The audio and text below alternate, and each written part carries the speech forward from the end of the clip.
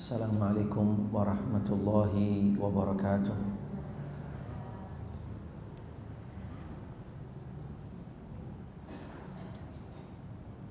Innal hamdalillah nahmaduhu wa nasta'inuhu wa nastaghfiruh wa na'udzu billahi min shururi anfusina wa min sayyiati a'malina. May yahdihillahu fala mudilla lahu wa may yudlil fala hadiya lahu. Wa asyhadu an la ilaha illallah wahdahu la syarika lahu wa asyhadu anna Muhammadan abduhu wa rasuluh sallallahu alaihi wa alihi wa sahbihi wa sallama tasliman katsira. Qala Allah ta'ala fil Qur'anil Karim, ya ayyuhalladzina amanu taqullaha haqqa tuqatih wa la tamutunna illa wa antum muslimun. Amma ba'd, fa inna asdaqal hadithi kitabullah wa khairal huda huda Muhammad sallallahu alaihi wa alihi wa sahbihi wa sallam. Ma'asyiral muslimin wal muslimat rahimakumullah. Bapak Ibu sekalian yang mudah-mudahan senantiasa dirahmati oleh Allah Ta'ala. Alhamdulillah wa syukrulillah, pada siang hari ini dengan izin serta takdir dan kemudahan dari Allah Ta'ala, kita diperkenankan berkumpul di tempat semulia-mulianya tempat di atas muka bumi, yaitu Baitullah. Sekaligus kita berada di dalam majelis paling mulianya majelis.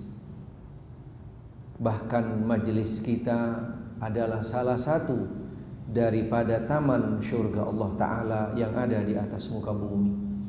Mudah-mudahan Allah Ta'ala senantiasa melimpahkan kepada kita semua hidayah dan taufiknya, ilmu-ilmu yang bermanfaat, serta kita selalu berada di jalan siratal mustaqim. Alhamdulillah wa syukrulillah.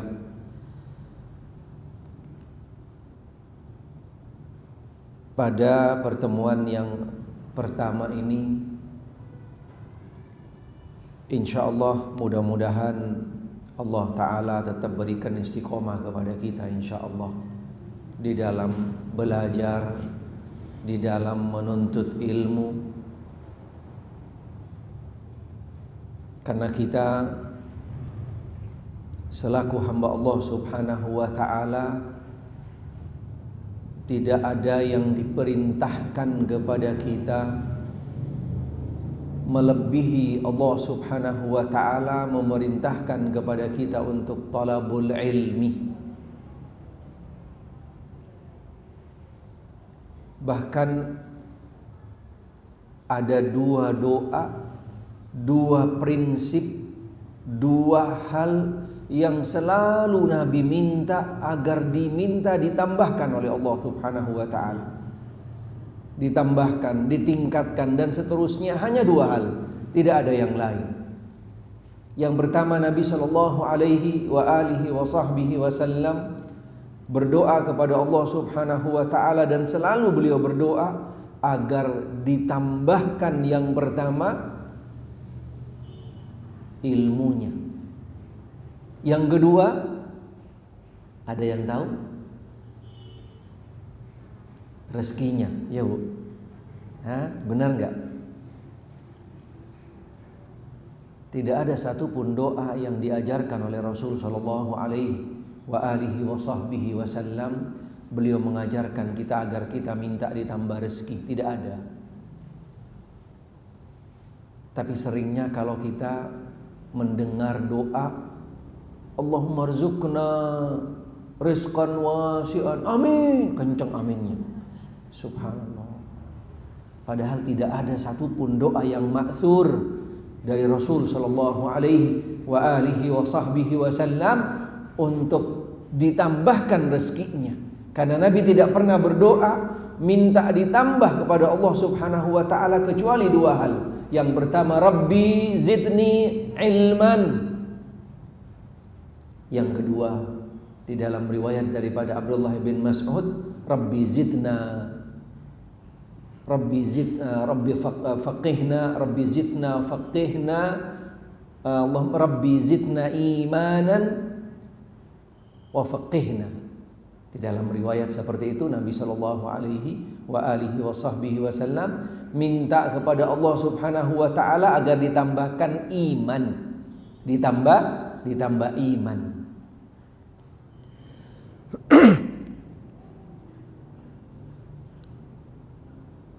Rabbi zidni imanan wa faqihna fid din. Rabbi zidni imanan wa faqihna fid din.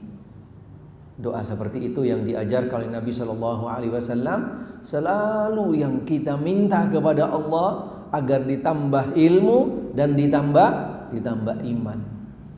Karena dua hal ini tantangannya berat. Dua hal ini godaannya besar.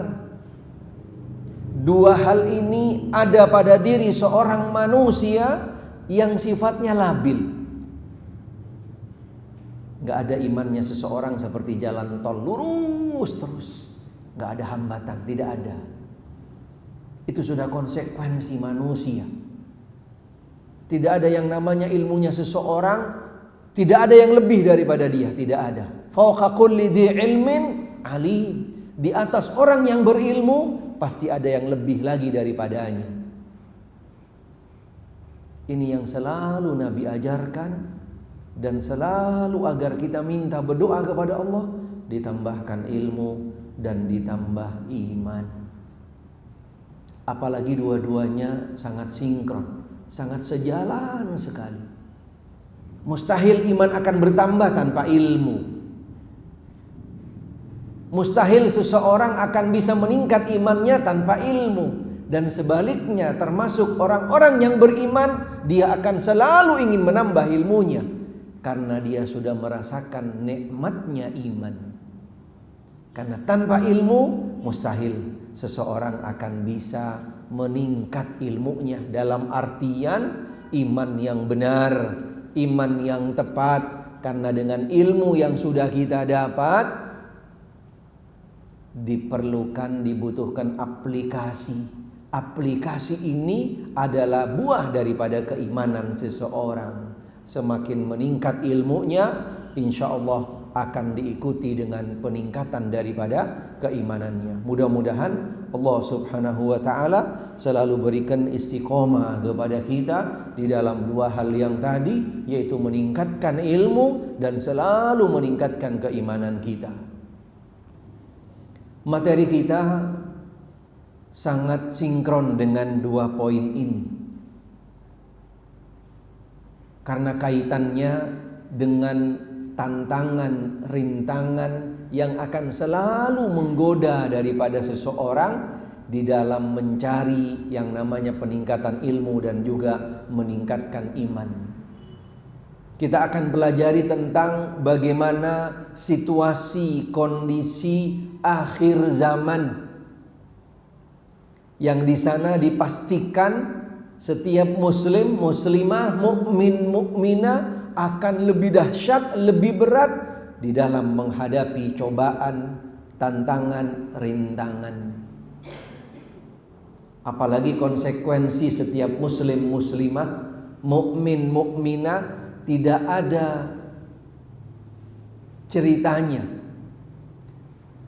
Tidak ada seorang muslim dan muslimah ketika dia masuk di dalam agama Islam, sudah menjadi seorang muslim dan muslimah, kemudian tidak mendapatkan cobaan, tantangan dan rintangan. Gak ada, mustahil.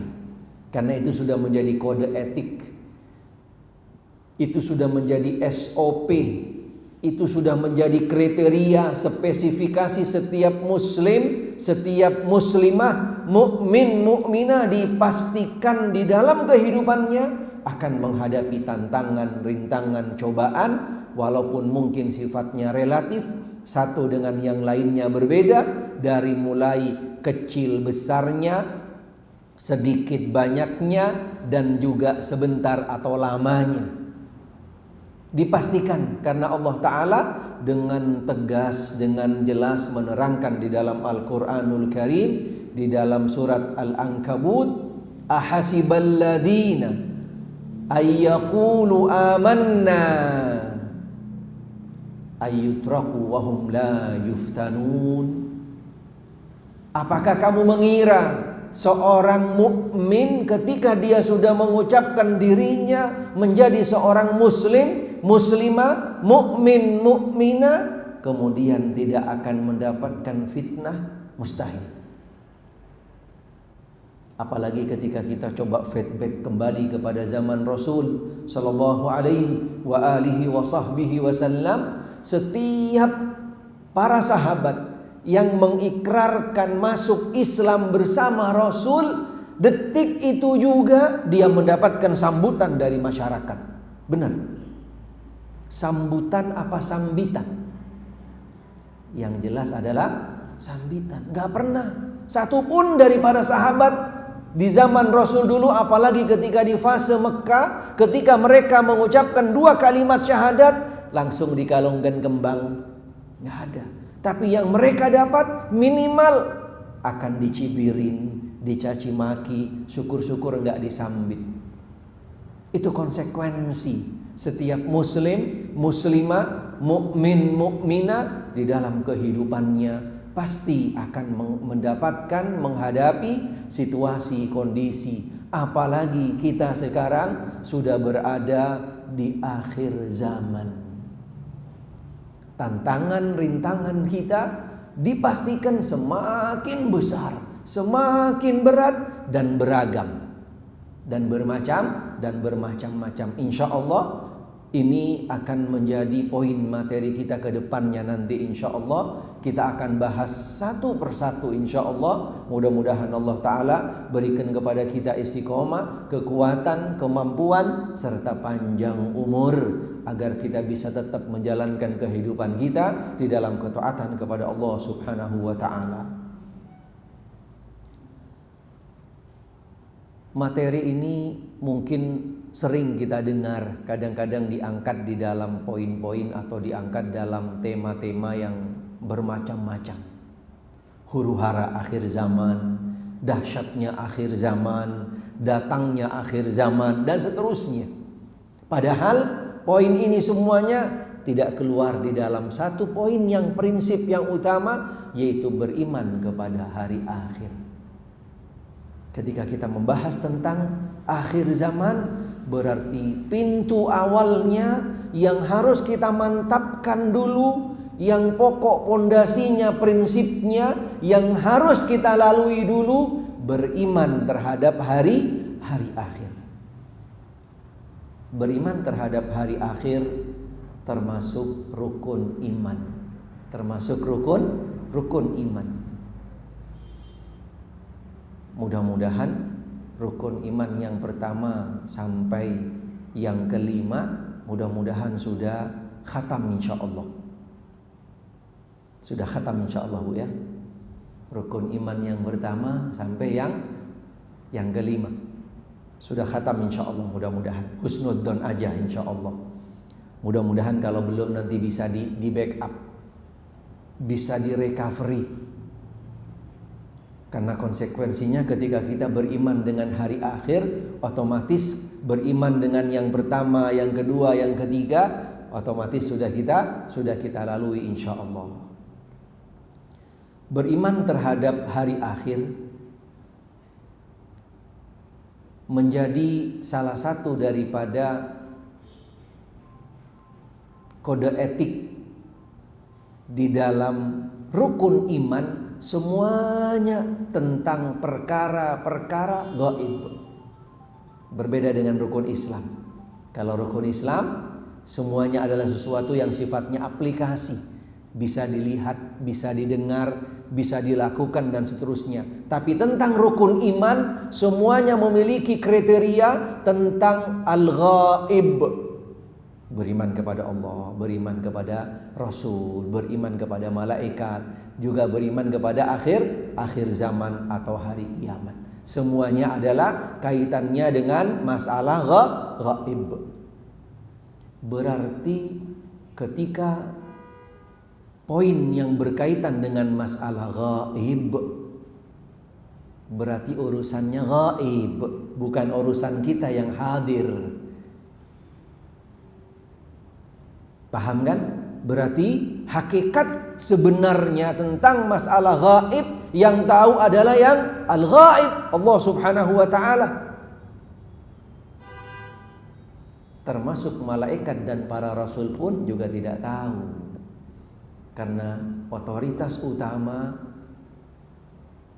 yang mengetahui tentang akhir zaman, kiamat, dalam arti yang lebih jelas kiamat yang artinya adalah penghabisan daripada kehidupan dunia. Akhirnya udah habis.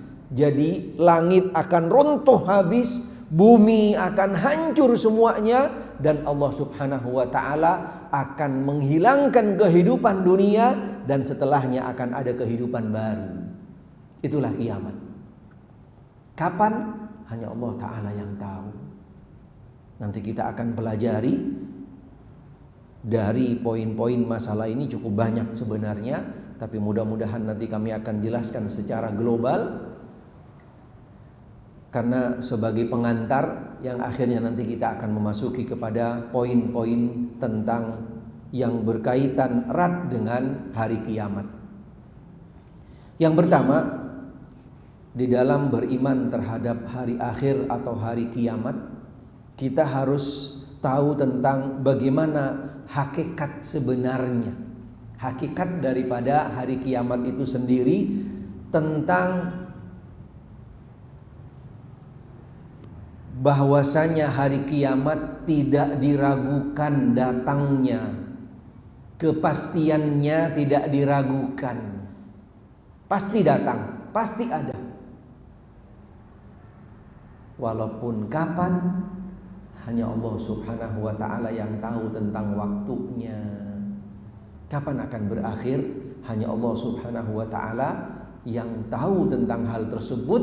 Karena berakhirnya dunia itulah kiamat yang hakiki, yang diawali dengan peniupan sangkakala oleh malaikat Israfil. Itu kapan? Nanti kita akan pelajari insya Allah.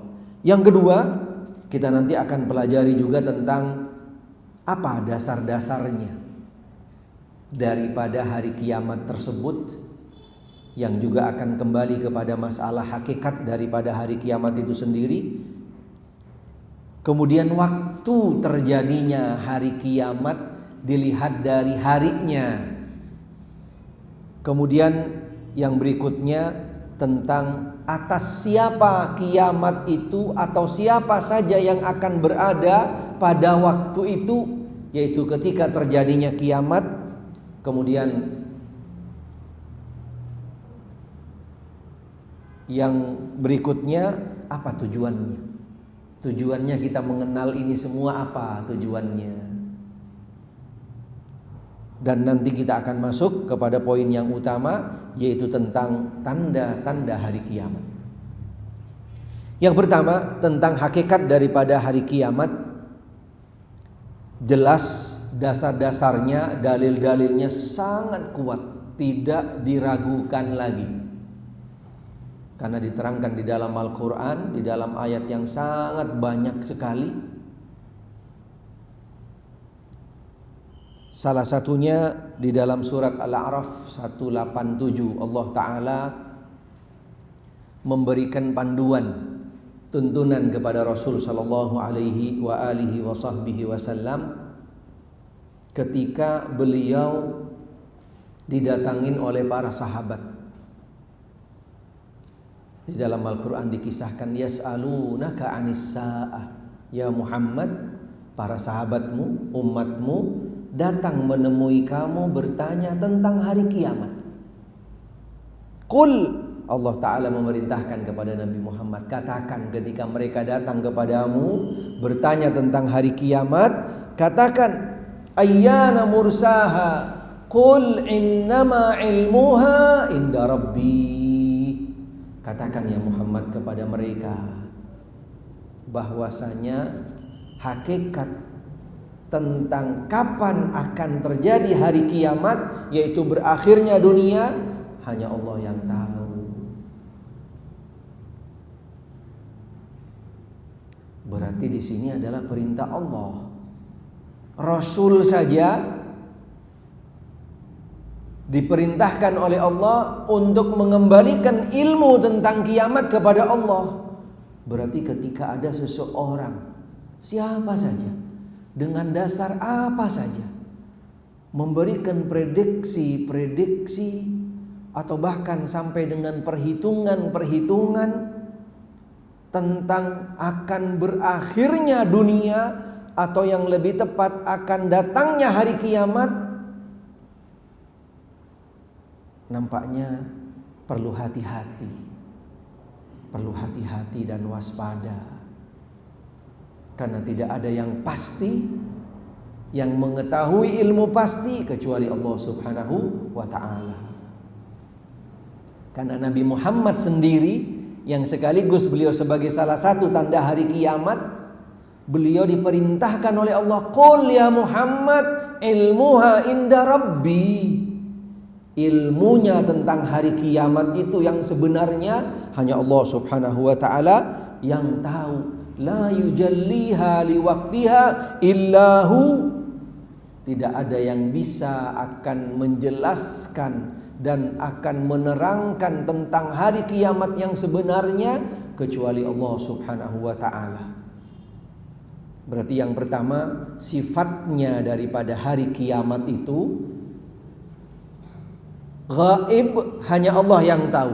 Ini sifat yang pertama. Yang kedua, sifatnya daripada hari kiamat, Allah Ta'ala menjelaskan juga di dalam Al-Quranul Karim, thaqulat, huwa thaqulat fis samawati wal ard. Hari kiamat punya kriteria sifat yang sangat dahsyat, luar biasa. Thaqulat artinya berat, sesuatu yang luar biasa. Bagi langit dan bumi tidak mampu untuk mengembannya daripada hari kiamat itu sendiri. Dari sangat dahsyatnya, dari sangat beratnya. Kemudian yang ketiga, sifatnya hari kiamat itu sendiri, la ta'tikum illa baghtah.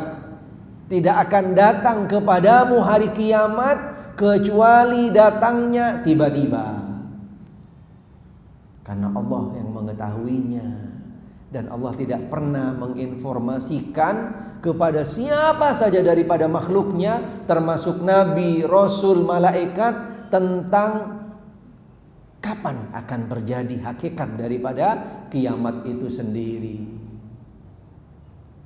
Jadi sifatnya yang pertama adalah gaib, tidak ada yang tahu kecuali Allah. Yang kedua sangat dahsyat, luar biasa, sangat berat. Dan yang ketiga sifatnya adalah tiba-tiba. Ayat ini atau kriteria ini dijelaskan di dalam surat Al-A'raf ayat 187.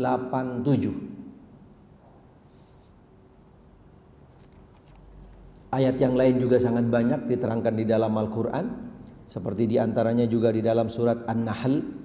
Surat An-Nahl dengan ayat yang mirip juga. Kemudian di dalam ayat yang lain Allah Subhanahu wa ta'ala juga berfirman, yang ayatnya tidak jauh berbeda, intinya tentang kriteria daripada hari kiamat itu sendiri.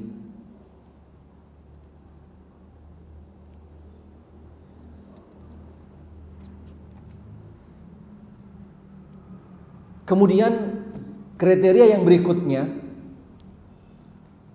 setelah 3 kriteria yang tadi, menjelaskan tentang dekatnya hari kiamat. Yang pertama gaib, yang kedua sangat dahsyat, Yang ketiga, datangnya tiba-tiba. Dan yang keempat, sangat dekat sekali. Salah satunya di dalam Al-Quran, Allah subhanahu wa ta'ala berfirman di awal daripada surat Al-Qamar, iqtarabatis sa'atu wansyaqqal qamar.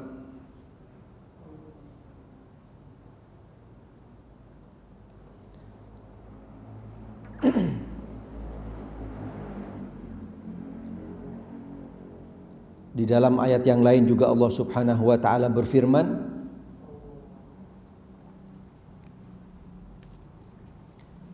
menjelaskan bahwasanya hari kiamat itu sudah semakin dekat. Di dalam surat Al-Anbiya ayat yang pertama, iqtaraba linnasi hisabuhum. Ini juga menjelaskan bahwasanya hari kiamat itu sangat dekat. Kemudian sifat yang berikutnya daripada kiamat ini sendiri, manusia-manusia khususnya yang jauh daripada ketaatan kepada Allah dan yang lebih khusus adalah orang-orang kafir, mereka hampir-hampir lalai dan tidak sedikit yang mengingkarinya. Ini sifat kriteria yang terakhir daripada hari kiamat. Di dalam surat Al-An'am ayat 31 Allah Ta'ala berfirman, qad khasiral ladzina kadzdzabu bi liqa'illah hatta idza ja'atuhumus sa'a baghtah qalu ya hasrata ala ma farratna fiha wa hum yahmiluna awzarahum ala duhurihim ala sa'a ma yazirun. Surat Al-An'am ayat 31. Sungguh sangat rugi orang-orang yang mendustakan tentang terjadinya hari kiamat. Padahal hari kiamat akan datang kepada mereka tiba-tiba, dan pada waktu itu mereka baru menyesal, seandainya saya dulu mempersiapkan, sungguh saya tidak akan rugi. Dan sekarang saya memikul dosa-dosa yang sangat banyak. Banyak ayat-ayat yang lain yang menjelaskan tentang bagaimana sifat manusia tentang hari kiamat ini. Banyak sekali yang lalai terhadap datangnya hari kiamat. Salah satunya juga dalam ayat yang lain, Al-Anbiya ayat yang 1, lanjutannya tadi, iqtaraba linnasi hisabuhum wa hum fi ghaflatin mu'ridun. Sungguh sangat dekat kepada mereka, yaitu tentang datangnya hari kiamat. Tetapi tidak sedikit dari mereka yang lalai, bahkan berpaling daripada berita tentang datangnya hari kiamat. Ini beberapa ayat-ayat Al-Quranul Karim yang menjelaskan hakikat tentang dipastikannya datangnya hari kiamat. Di dalam hadis-hadis Nabi sallallahu alaihi wasallam sangat banyak sekali yang menjelaskan tentang bahwasanya hari kiamat itu termasuk salah satu daripada otoritas Allah Subhanahu wa taala. Salah satunya Allah menjelaskan melalui lisannya Rasul sallallahu alaihi wasallam yang diriwayatkan dari Pak Imam Ahmad dan juga Imam Al-Bukhari dan Muslim dari sahabat Abi Hurairah. Nabi sallallahu alaihi wasallam bersabda, khamsun la ya'lamuhunna illallah. Ada 5 perkara, ada 5 hal, tidak ada yang tahu tentang hakikat daripada 5 perkara ini kecuali Allah Subhanahu wa taala. Yang pertama, innallaha indahu ilmus sa'ah. Yang pertama, ilmunya hanya ada di tangan Allah, yaitu tentang kapan hari kiamat. Yang kedua, turunnya hujan. Siapa yang jamin ketika mendung pasti hujan? Belum tentu. Karena yang tahu tentang kepastian turunnya hujan Allah Ta'ala. Malaikat Mikail yang diperintahkan oleh Allah untuk menurunkan hujan tidak bisa berbuat apa-apa kecuali diperintahkan oleh Allah Ta'ala. Jadi belum tentu yang namanya guntur, petir, sekalipun mendung gelap sudah 90% tidak jamin akan turun hujan, karena hujan hanya Allah Ta'ala yang tahu. Yang ketiga, wa ta'lamu ma fil arham, apa yang ada di dalam rahim-rahim ibu.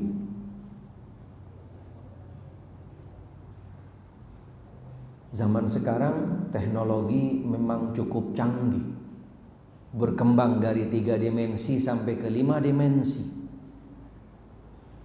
Bahkan dikatakan oleh salah seorang yang mudah-mudahan Allah berikan hidayat, kalau mau, kalau tidak mau biar segera diangkat oleh Allah. Dia menyatakan bahwasanya teknologi yang canggih sekarang luar biasa, melebihi kemampuannya daripada mukjizat para nabi dan rasul. Innalillahi wa inna ilaihi raji'un. Mengatakan seperti itu. Takjub dengan yang namanya kecanggihan. Padahal sampai hari ini dokter sekalipun spesialis 5 dimensi, dia masih belum bisa memastikan apa sebenarnya yang ada dalam rahim. Gendernya aja bisa salah, apalagi yang lain. Tidak ada. Toh kalau misalnya dia tahu, dengan alat bukan dengan langsung. Karena hakikat sebenarnya yang tahu daripada hakikat yang ada di dalam rahim hanya Allah Subhanahu wa ta'ala. Sekalipun dengan alat yang sudah sangat canggih sekarang, dengan cuma ngetes pakai ludah udah ketahuan orang bisa hamil. Dengan alat dimensi segala macamnya bisa dideteksi dan seterusnya. Bahkan sekarang sudah diketahui tentang yang namanya gen. Gen itu bisa dilihat dari seseorang. Gennya itu bisa ketahuan akan nanti bagaimana daripada keturunan gen ini yang akan keluar darinya. Bahkan sampai penyakitnya pun ketahuan. Sudah bisa deteksi sampai sedemikian, luar biasa. Tetapi tetap semuanya menggunakan alat dan semuanya masih belum pasti. Hanya Allah Ta'ala yang tahu. Yang ketiga, wa ma tadri nafsun mada taksibu ghadan. Yang keempat, wa ma tadri nafsun mada taksibu ghadan. Setiap dari kita besok punya jadwal, punya acara, punya janji. Apakah pasti kita akan bisa menjalankan jadwal daripada kita besok hari? Tidak ada yang tahu. Belum tentu. Karena yang kelima, wa ma tadri nafsun bi ayyi ardin tamut. Karena tidak ada satupun dari kita tahu di mana kita akan berakhir.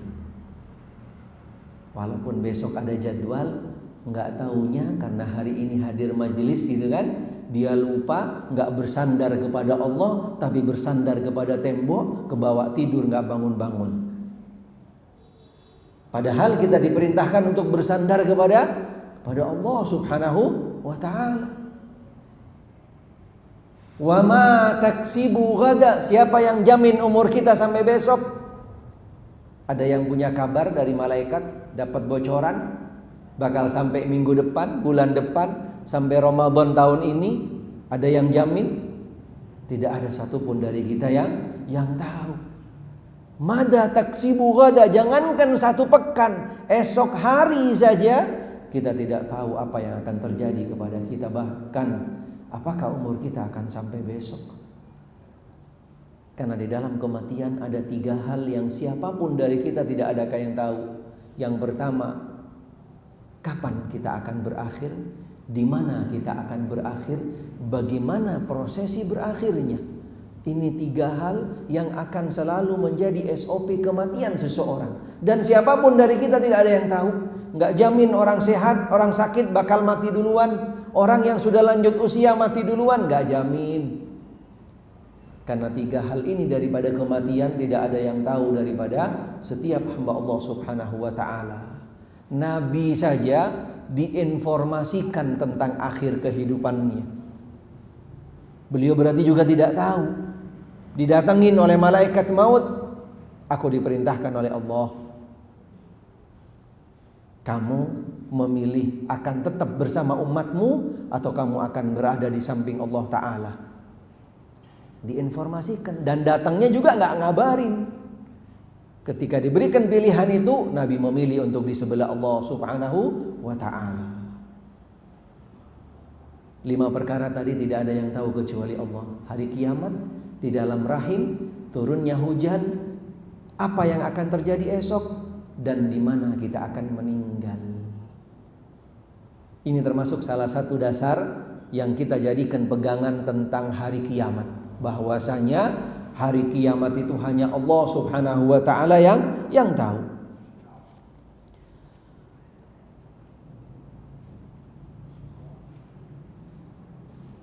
Banyak ayat-ayat yang lain dan juga hadis-hadis yang lain yang menjelaskan tentang hakikat daripada hari kiamat itu akan datang dan kriterianya yang 5 atau yang 6 tadi.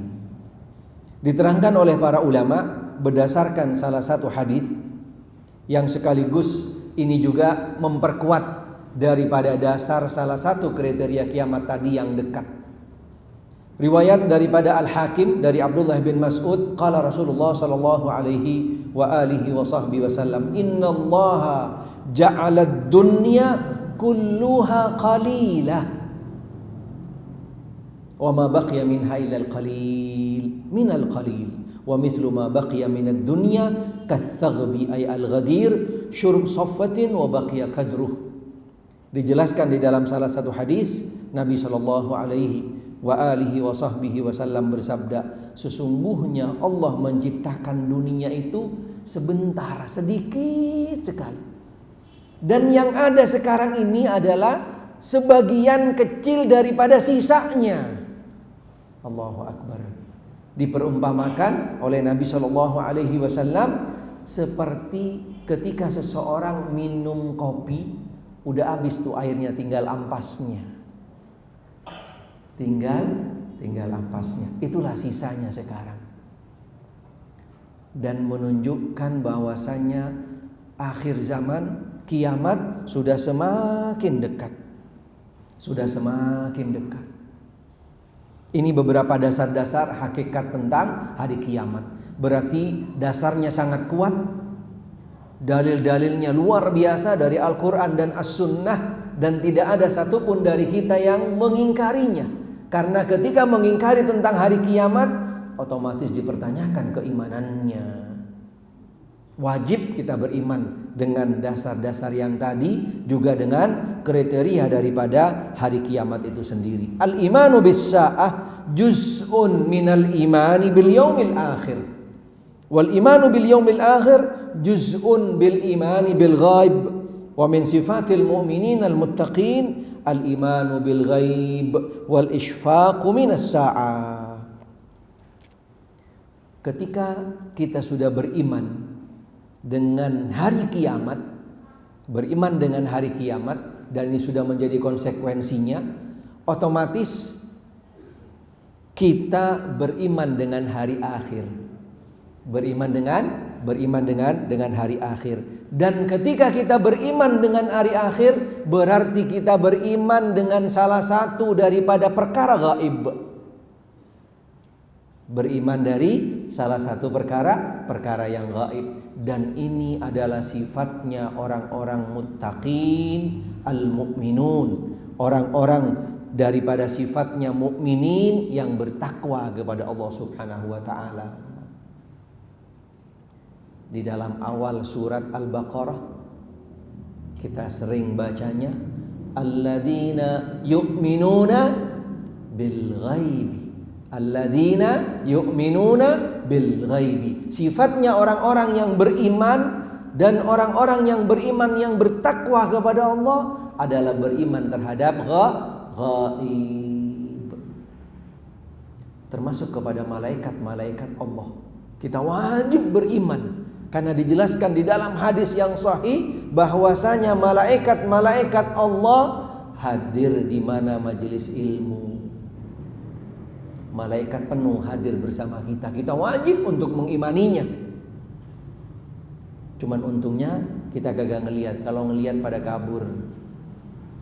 Tapi kita yakin, wajib kita meyakininya.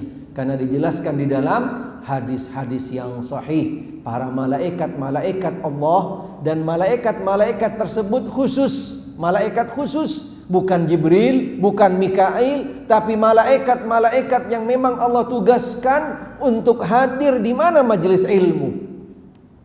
Meletakkan sayapnya sebagai bentuk keridhaan mereka kepada majelis ini dan yang hadir di dalamnya. Karena buktinya hadirnya malaikat bersama kita pada sore hari ini atau siang hari ini, kita terasa di tempat yang benar-benar sangat tenang sekali. Sangat tenang sekali. Ada ketenangan, ada ketentraman. Karena di dalam majelis ini dihadiri oleh malaikat-malaikat Allah Subhanahu wa ta'ala. Baik, yang kedua atau yang berikutnya tentang dekatnya hari kiamat. Sebenarnya masih banyak lagi hadis-hadis yang lain yang dijelaskan oleh Rasul sallallahu alaihi wa alihi wa sahbihi wasallam. Di antaranya salah satu hadis yang diriwayatkan oleh di dalam silsilah hadis sahihah, Nabi sallallahu alaihi wa alihi wa sahbihi wasallam bersabda, "Bu'ithu was-sa'ah kahatain." Beliau menjelaskan, aku diutus oleh Allah.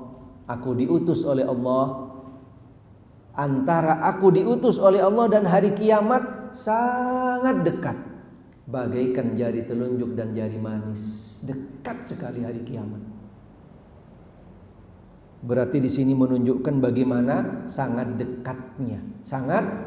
Tetapi kategori dekat yang dijelaskan di dalam hadis ini bukan bahasa kita, bukan hitungan kita,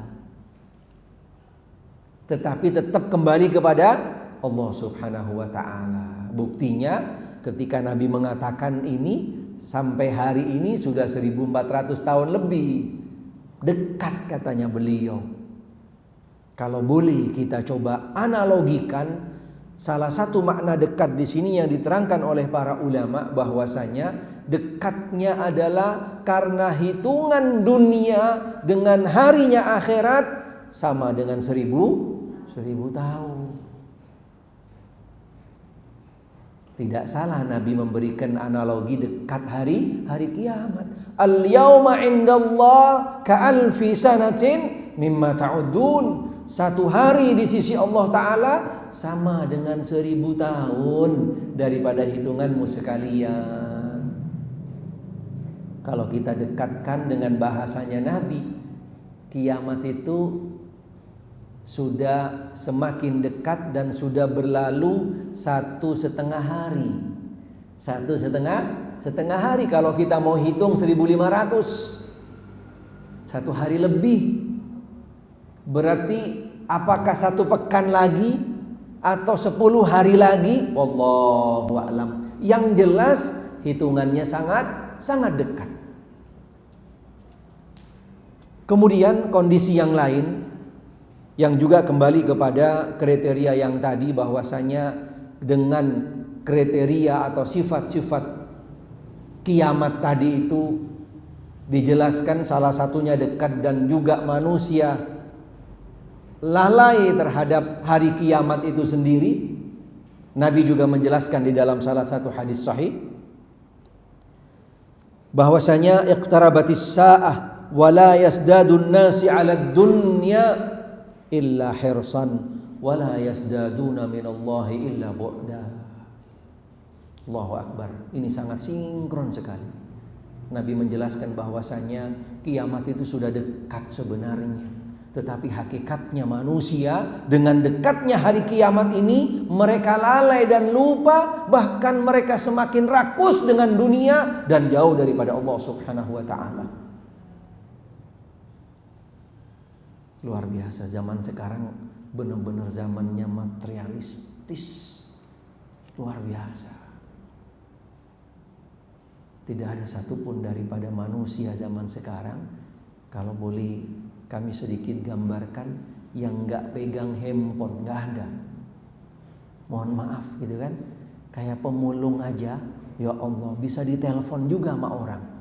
Subhanallah, bayangkan. Apalagi yang lebih daripada mereka. Allahu Akbar. Subhanallah. Nabi mengatakan, udah dekat hari kiamat, tapi mereka lalai, lupa. Bahkan mereka semakin semangat mencari dunia. Subhanallah.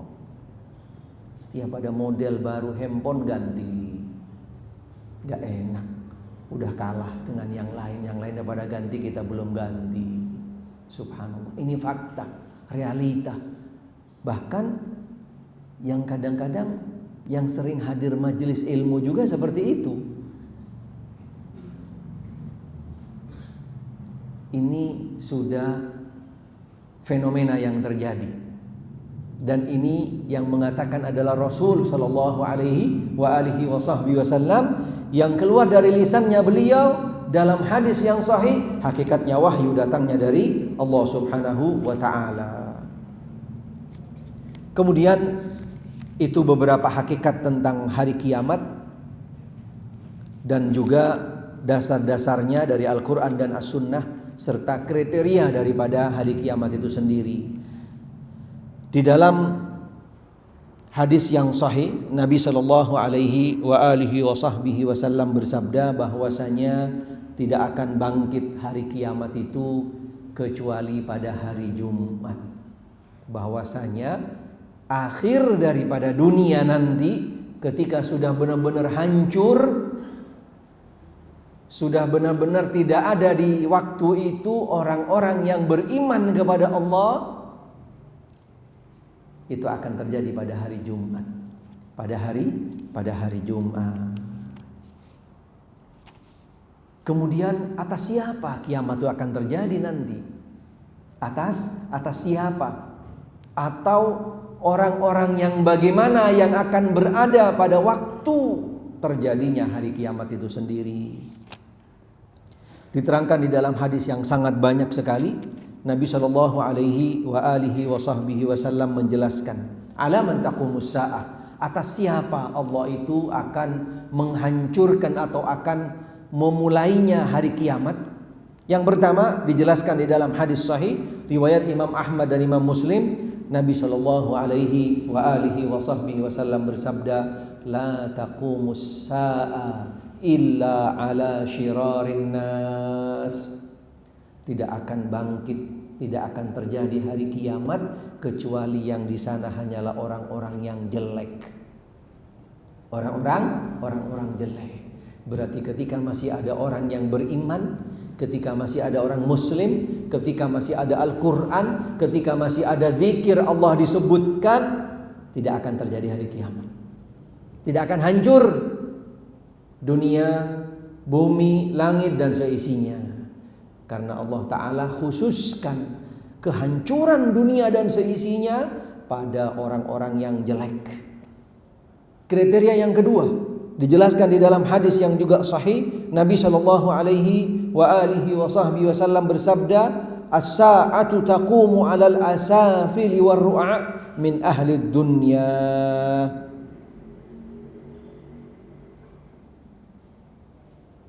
Tidak akan terjadi hari kiamat kecuali yang ada pada waktu itu hanyalah orang-orang rendahan, orang-orang jelek daripada orang-orang yang mencintai dunia. Na'udzubillah min dzalik. Yang ketiga, Nabi Shallallahu Alaihi Wasallam bersabda dalam hadis yang sahih juga riwayat Ahmad dan Imam Al-Bukhari, yadhhabus salihun al-awwalu fal-awwal wa yabqa hufalat kahufalati sya'ir awit tamri la yubalihimullahu balah.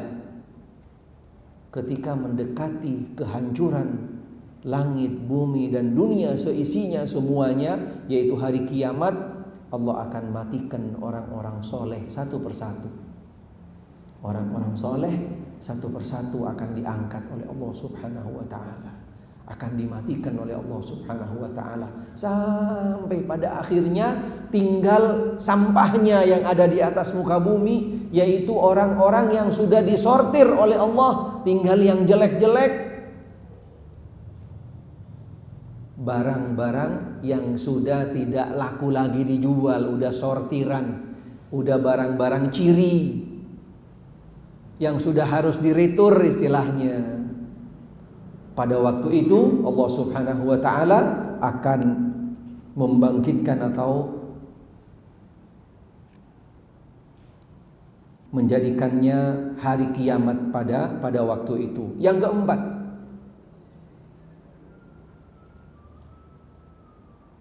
hadis riwayat Imam Ahmad dan Imam Muslim, Nabi sallallahu alaihi wa alihi wasallam bersabda, taqumus sa'atu warrumu aktsarun nas. Akan terjadi hari kiamat dan pada waktu itu mayoritas penduduk dunia adalah orang-orang Nasrani. Udah enggak ada orang Islam lagi. Sudah tidak ada orang Islam lagi.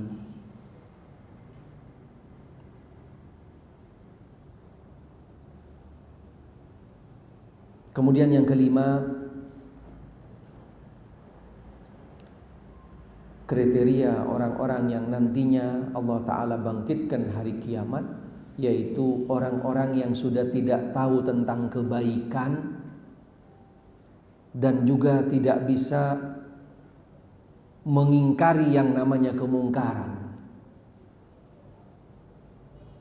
Ini kriteria yang kelima.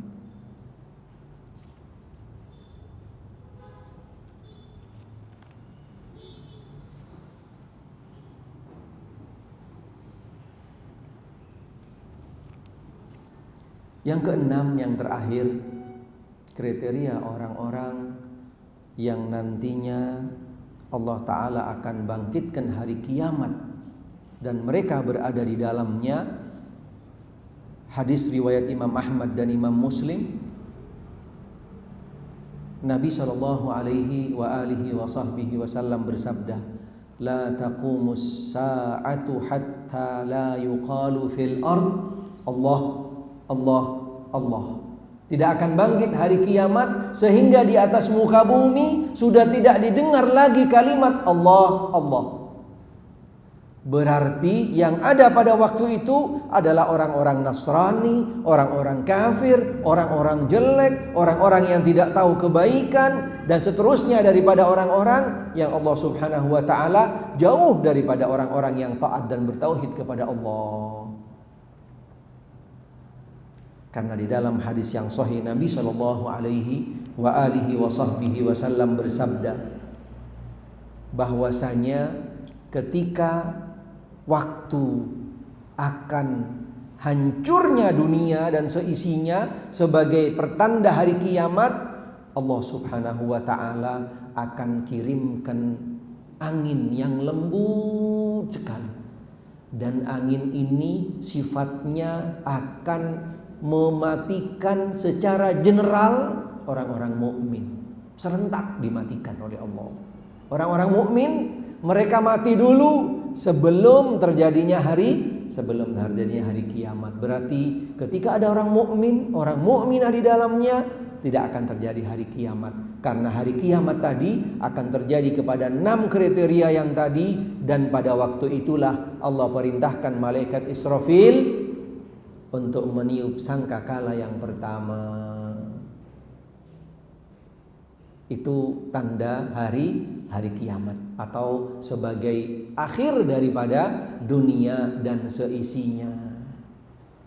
Kemudian apa tugasnya Nabi kalau kiamat itu dikembalikan ilmunya kepada Allah Subhanahu wa ta'ala? Bagaimana beliau selaku orang yang menjalankan tugas datangnya dari Allah? Nabi sallallahu alaihi wa alihi wasallam Beliau tidak tahu tentang hari kiamat pastinya kapan datangnya, tetapi Allah menjelaskan kepada Rasul tanda-tanda datangnya hari kiamat. Kalau tanda-tandanya Allah Ta'ala menjelaskan kepada Rasul. Inilah yang akan kita pelajari.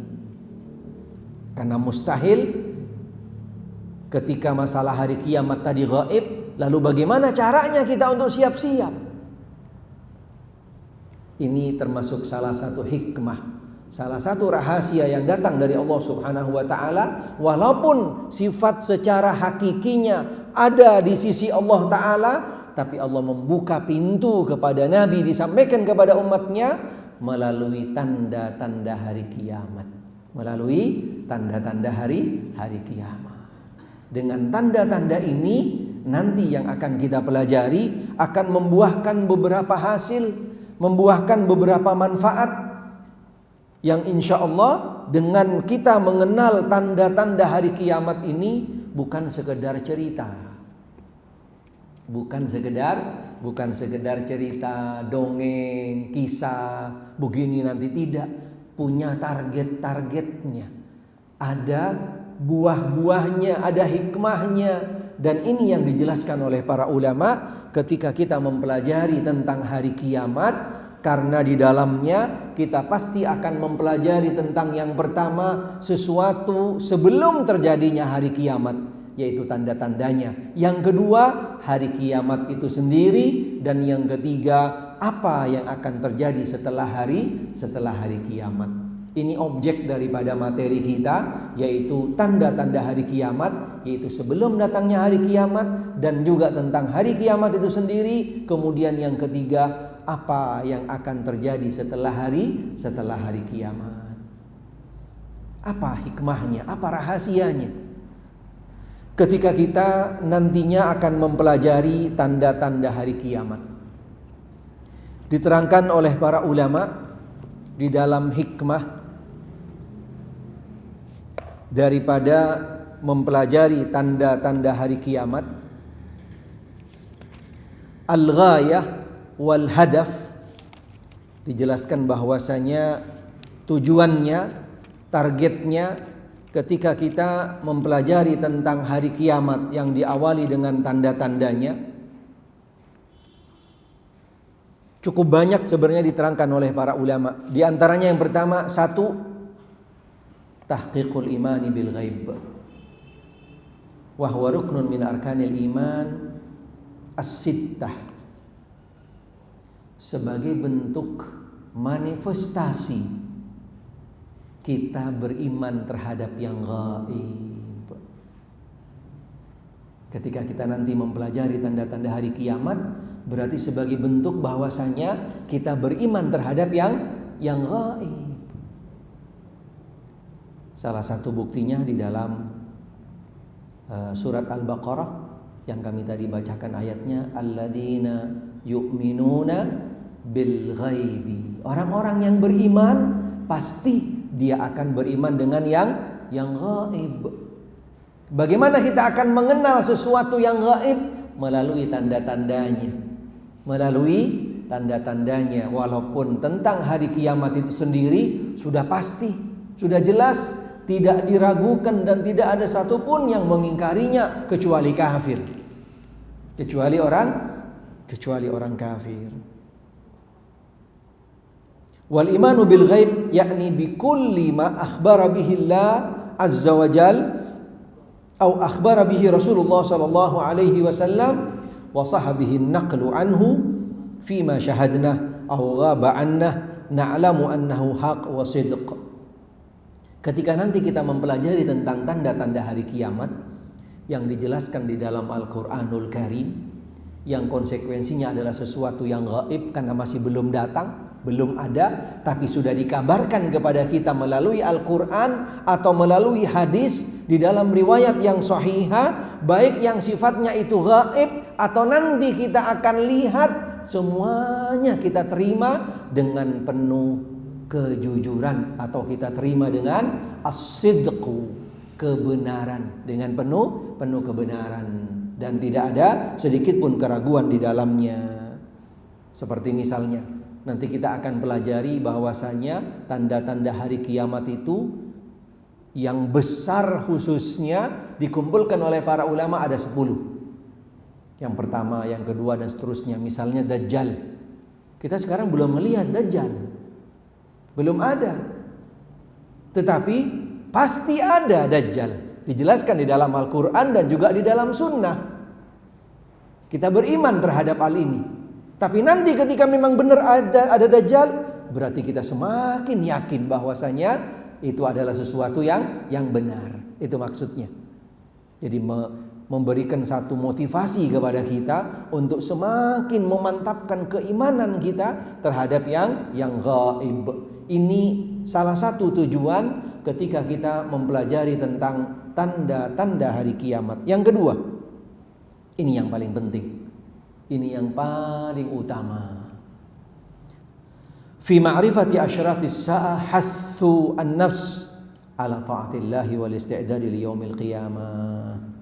Tujuan utamanya ketika kita mempelajari tanda-tanda hari kiamat adalah sebagai bentuk motivasi bahwasanya agar kita segera, jangan nunda-nunda untuk taat kepada Allah Subhanahu wa taala dan mempersiapkan bekal untuk hari akhirat nanti.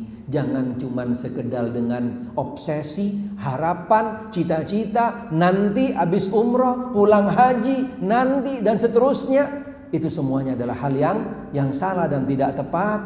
Ketika kita sudah tahu tentang hakikat hari kiamat bakal datang dan itu semuanya dijelaskan di dalam ayat-ayat, hadis-hadis yang sahihah, berarti tidak ada jalan kita agar segera mempersiapkan untuk kembali kepada Allah Subhanahu wa taala, untuk meningkatkan ketaatan dan amal soleh kepada Allah Subhanahu wa taala. Karena hakikatnya juga umur tidak ada yang tahu.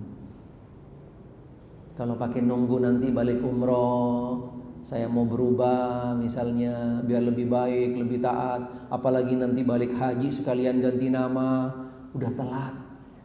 Siapa yang jamin umur kita akan sampai esok? Jangankan setelah umroh, esok pagi saja tidak ada yang jamin umur kita akan sampai esok hari. Apalagi sampai menunggu, ditunda-tunda dan seterusnya. Dengan kita mengenal nanti tanda-tanda hari kiamat, ini akan semakin memberikan motivasi kepada kita untuk tidak ada jalan. Kita harus segera kembali kepada ketaatan kepada Allah Subhanahu wa taala.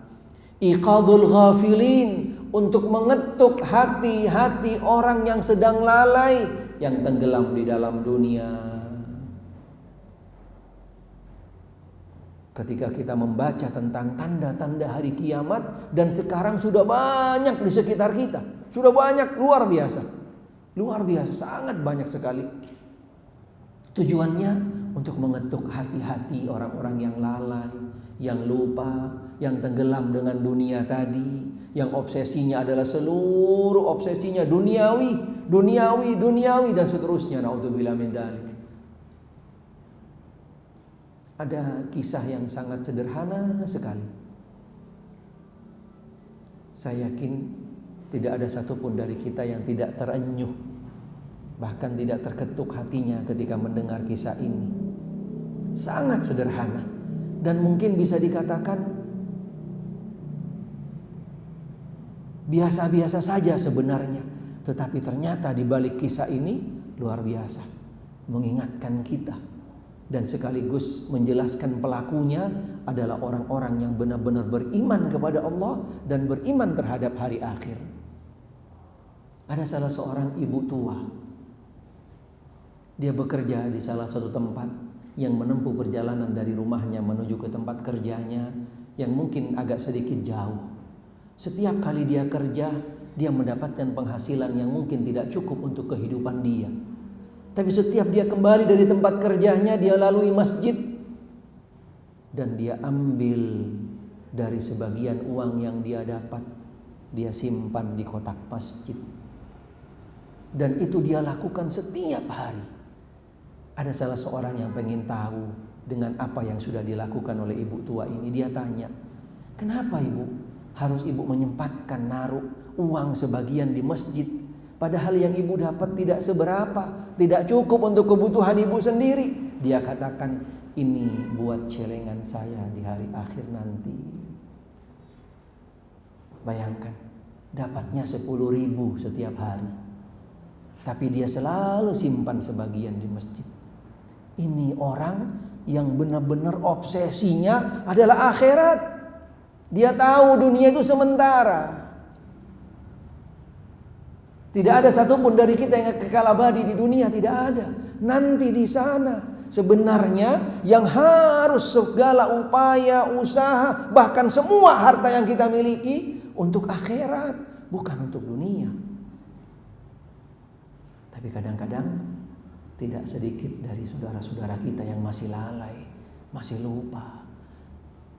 Dia lebih membesarkan rumahnya seperti istana, mempersiapkan segala fasilitas di dalamnya, padahal tidak ada satupun dari yang akan dia bawa di akhirat. Dia tidak mempersiapkan, menginvestasikan, tidak mempersiapkan fasilitas, dia tidak membesarkan rumah dia di akhirat. Dia lalai dengan dunia. Naudzubillah min dzalik. Ini salah satu bukti orang-orang yang beriman dan beriman dengan hari akhir, dia akan selalu punya obsesi. Obsesinya adalah ukhrawi, bukan duniawi. Ini salah satu materi yang insya Allah akan semakin memberikan semangat kita, memberikan motivasi yang luar biasa kepada kita, bahwasanya kita nanti akan hidup di sana, akan kekal abadi, bukan dunia tempat kita, bukan dunia. Kemudian yang ketiga, atau lanjutan daripada yang tadi, yaitu mengingatkan agar kita segera taat kepada Allah, kembali kepada Allah, kemudian mengetuk hati-hati orang yang lalai. Dan yang ketiga, agar mereka yang tadi dalam kondisi lalai dan lupa, agar segera bertaubat kembali kepada Allah Subhanahu wa ta'ala. Agar segera bertaubat kembali kepada Allah Subhanahu wa ta'ala. Wa adamir rukuni ila dunya, dan jangan sedikit pun bersandar kepada dunia, berpegang dengan yang namanya dunia, apalagi sampai tenggelam dan seterusnya. Karena dunia kalau boleh dianalogikan di tangan, bukan di hati. Satu ketika Nabi pernah mewasiatkan atau mengingatkan salah seorang sahabatnya, namanya Abdullah bin Umar, sambil beliau pegang pundaknya, kun fid dunya ka'annaka gharib wa udda nafsaka min ahlil kubur. Jadilah kamu di dunia itu seperti musafir, orang transit yang lagi numpang, sedang berteduh, sedang berjalan, sedang berhenti sejenak dan seterusnya. Tapi kamu punya tujuan, yaitu akhirat. Kemudian Nabi mengingatkan juga wa'udda nafsak, dan jangan lupa kamu ini sudah punya antrian menjadi ahli kubur. Sudah punya nomor antrian. Cuman kita nggak tahu nomor berapa. Nomor 1, 2, 3, 4 dan seterusnya. Setiap dari kita ada nomornya, sama ketika kita datang ke dokter, sama ketika kita antri di tempat yang lainnya, kita pun antri untuk menuju ke alam kubur. Ketika 2 poin ini selalu kita ingat, subhanallah, dunia kecil, dunia gak ada artinya. Tapi kadang-kadang subhanallah, yang namanya syaitan itu mengenal dan tahu tentang kelemahan-kelemahan dari setiap hambanya. Dari mana kelemahannya, di sisi yang mana, di posisi yang mana, dan seterusnya. Karena setiap hari akan terjadi peperangan yang dahsyat antara hati manusia yang di dalamnya ada akal oleh syaitan yang didukung oleh bala tentaranya, agar bagaimana syaitan itu masuk ke dalam hati manusia untuk menjerumuskannya, naudzubillah min dzalik. Kemudian termasuk hikmah pelajaran daripada kita mempelajari tanda-tanda hari kiamat. Di dalam tanda-tanda hari kiamat juga ada beberapa keterangan tentang hukum-hukum syariat. yang nanti kita akan pelajari ke depannya insya Allah. Dengan kita mengetahui beberapa tanda-tanda hari kiamat, khususnya tanda hari kiamat yang besar, di dalamnya akan ada poin-poin tentang hukum-hukum syariat yang perlu kita ketahui. Contohnya misalnya tentang Al-Mahdi. Siapa itu Al-Mahdi? Dari mana asal usulnya? Ada hukum syariatnya yang perlu kita pelajari. Dengan kita nanti mengenal dan mengetahui siapa Al-Mahdi itu sebenarnya. Kemudian ini juga yang cukup penting, hikmah pelajaran yang berikutnya, yang kami juga sudah tegaskan dari awal tadi, bahwasanya ma'rifatun Nabi sallallahu alaihi wa alihi wa sahbihi wasallam bi asyratis sa'ah wa hiya umur ghaibiyah la tudrak bidh-dhann wa takhmin fihi dalala ala sidqi risalatih wa annahu Rasulullah sallallahu alaihi wa alihi wa sahbihi wasallam. Nabi sallallahu alaihi wa alihi wa sahbihi wasallam ketika dijelaskan oleh Allah, disampaikan oleh Allah kepada Nabi tentang tanda-tanda hari kiamat, yang sifatnya hari kiamat itu adalah masalah gaib, yang tidak bisa dinalar, dideteksi oleh akal, oleh perkiraan, oleh ramalan, perhitungan, dan semuanya, membuktikan bahwasanya hari kiamat itu sendiri adalah kebenaran daripada risalahnya Rasulullah sallallahu alaihi wa alihi wasallam, bahwasanya beliau datangnya dari Allah. Datangnya dari Allah Subhanahu wa taala.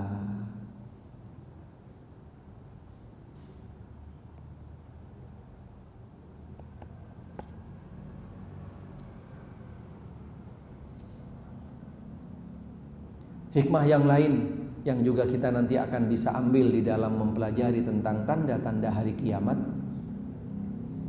Ketika kita mengenal tanda-tanda hari kiamat akan memberikan faedah, manfaat kepada kita. Kita mengenal tanda-tanda hari kiamat tadi itu dengan jalur-jalur yang syar'i. Dengan prosedur jalur yang syar'i, yang sedikit pun di dalamnya tidak terkontaminasi oleh akal dan juga deteksi manusia, tidak ada. Semuanya melalui jalur syar'i. Tentang Dajjal, Al-Mahdi, dan juga khususnya tentang kriteria Dajjal itu bagaimana, gitu kan?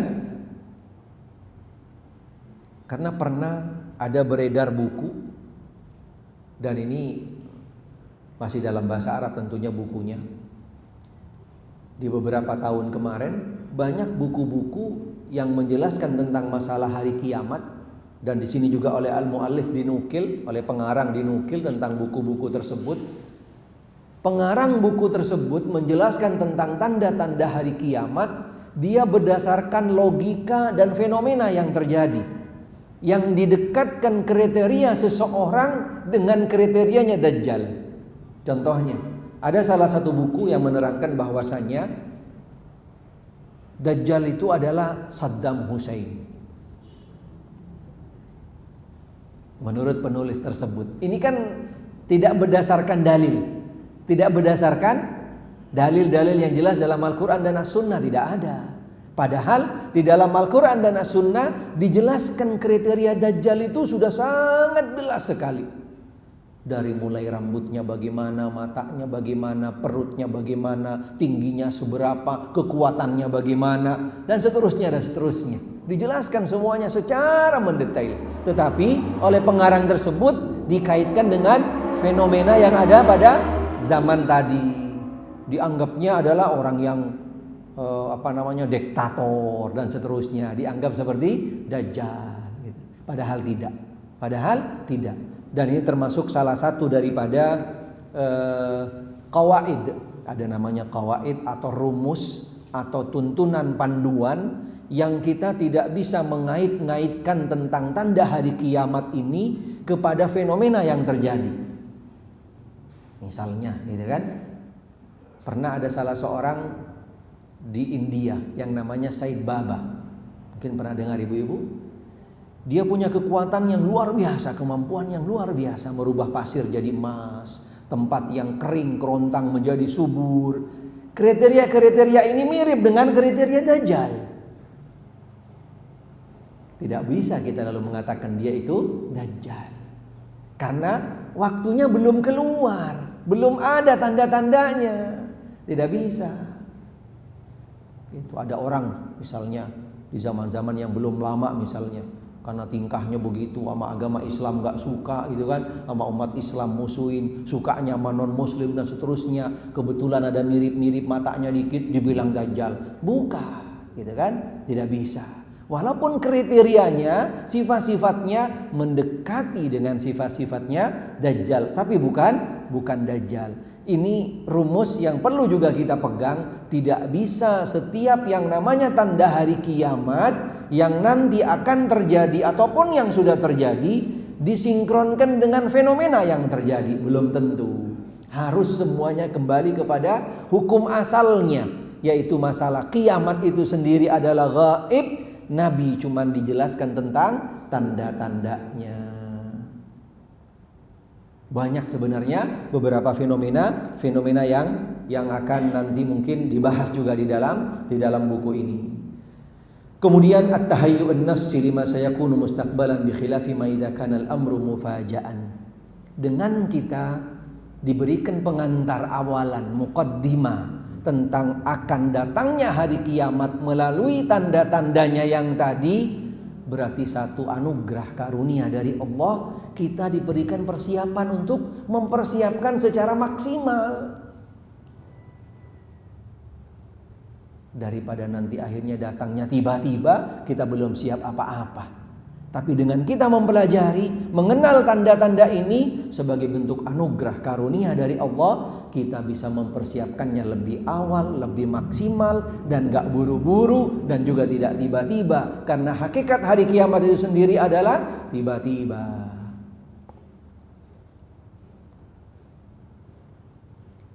Kemudian sebelum yang terakhir mungkin hikmah daripada kita mempelajari hari kiamat juga, fathu babul amal. Ada satu bentuk obsesi sebagian daripada tanda-tanda hari kiamat itu adalah sebagai kabar gembira buat Islam dan umat Islam. Kabar gembira bagi Islam dan umat Islam. Akan ada kemenangan buat umat Islam. Ketika kita nanti mempelajari tanda hari kiamat, di sana ada kabar-kabar gembira juga buat kita, bahwasanya yang akan ada di atas muka bumi nanti sebelum terjadinya hari kiamat, yang akan ada di atas muka bumi umat Islam yang akan dominan, yang akan dipimpin oleh umat Islam. Keadilan akan ada di dalamnya, kesejahteraan, dan akan hilang sirna yang namanya selain agama Islam. Kabar gembira. Ini juga kita akan nanti pelajari dengan kita mengenal tanda-tanda hari kiamat.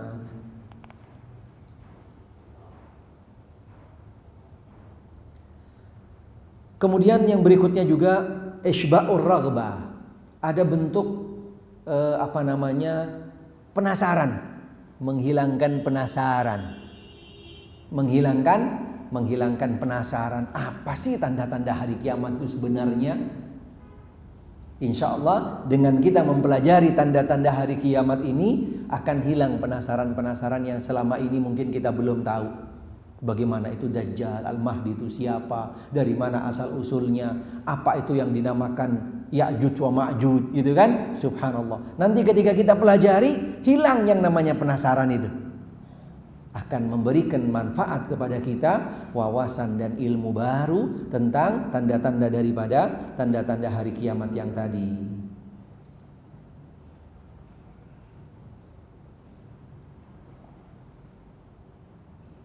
Yang terakhir, otomatis dengan kita mengenal tanda-tanda hari kiamat yang tadi akan memberikan manfaat yang luar biasa, yang akan menambah ilmu dan iman kita.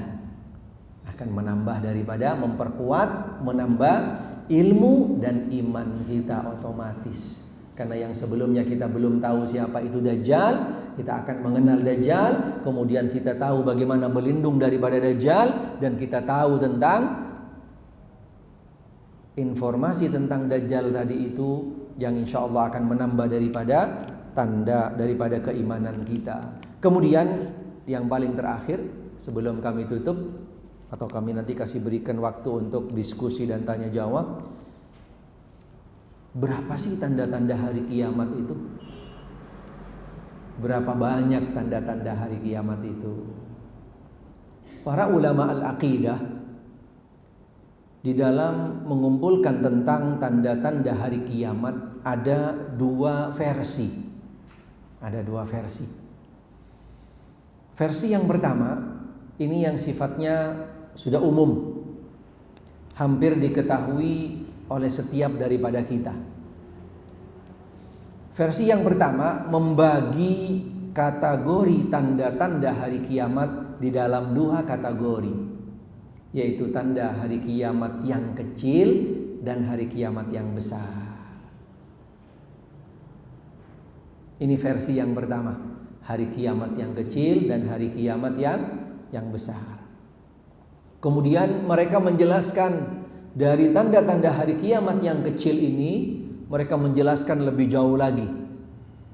Ada yang sudah terjadi, ada yang belum terjadi, ada yang sudah terjadi dan akan terjadi kembali, kemudian ada yang cuma sekali dan tidak akan terjadi lagi. Dari tanda-tanda hari kiamat yang kecil. Contohnya misalnya, dikatakan oleh Nabi Shallallahu Alaihi Wasallam dalam hadis yang sahih tadi, bahwasanya beliau bersabda, dengan aku diutus oleh Allah menjadi nabi dan rasul adalah tanda hari kiamat. Itu sudah nggak bakal terjadi lagi, tapi ini tanda hari kiamat yang kecil. Kemudian yang kedua, beliau mengatakan sejak aku diutus dan aku dipanggil oleh Allah, itu juga tanda hari kiamat, tapi hari kiamat yang kecil, dan ini tidak mungkin terjadi lagi.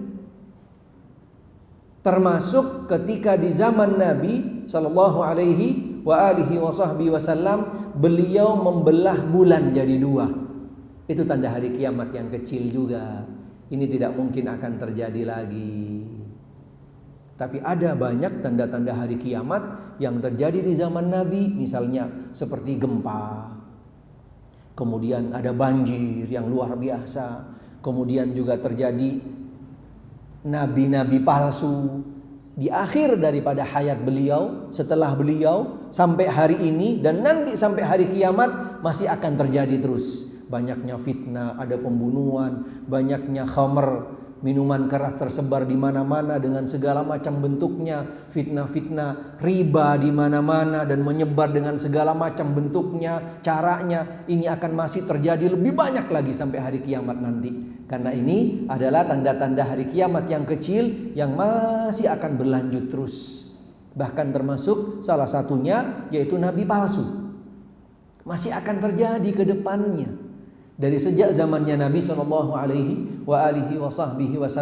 di akhir daripada hayat beliau, pertama kali yang mengaku Nabi adalah Musailamah. Dilanjutkan yang kedua oleh istrinya, oleh istri daripada Musailamah Al-Kadzab. Kemudian dilanjutkan berikutnya di zaman kurang lebih sekitar zaman 100-an, kemudian zaman 200-an sampai zaman 300-an, bermunculan para nabi-nabi dari mulai di negara Jazirah Arab sampai ke negara Kufah.